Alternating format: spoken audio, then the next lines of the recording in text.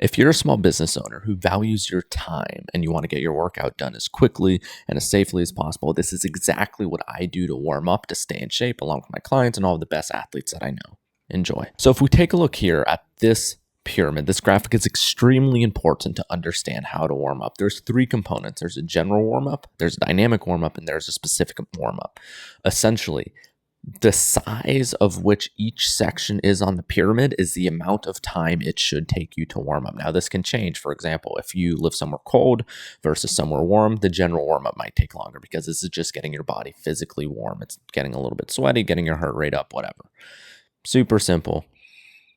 Just get warm. It should take no more than 5 minutes to do this. Most people overcomplicate this or walk on the Stairmaster for 10, 15, 20 minutes. You don't need to do that. If you're wearing a hoodie, and if you walk from the parking lot into the gym and it's kind of warm outside, you're already done with this. You can go straight into the dynamic section of the warm-up. And the dynamic section is just doing dynamic stretches. So it stretches without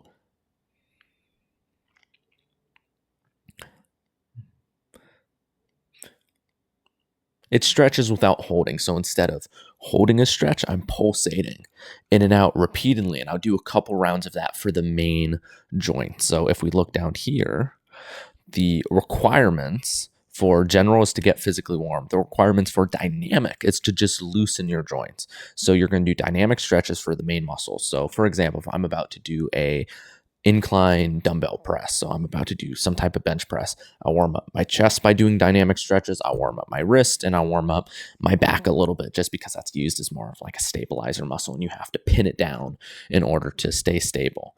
Next thing, your specific warm-up. So this is when you actually do the movement. So you got warm, you stretched, and now for the specific warm-up, what you're going to do is you're going to do the actual movement that you're planning on doing. So if I'm planning on doing bench press, I'll do maybe half of the working weight that I would normally use. So let's say I'm going to bench press 70s.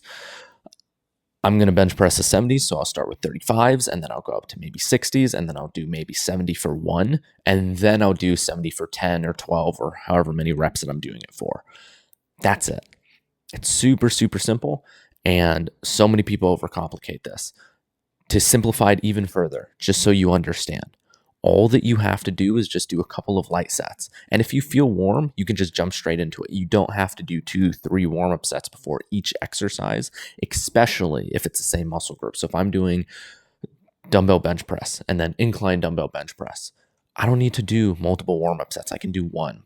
In some cases, you might be able to do 0. So play with it. Feel what works well for you. But at the end of the day, just warming up is so simple. If you've already warmed up the muscles, you just have to get used to the movement pattern, which only takes a couple of reps. It's very intuitive, but this is how I do it and how I program all of my athletes to do this. If you want to potentially work with me or you just want a free consultation, you can book it linked in the description, completely free. I'll probably talk to you about like a one-on-one coaching program or whatever, but if you're not prepared for that, I'll just help you for free. So cheers. My name is Brandon. Keep doing the best, doing your best. Trust God. Signing off.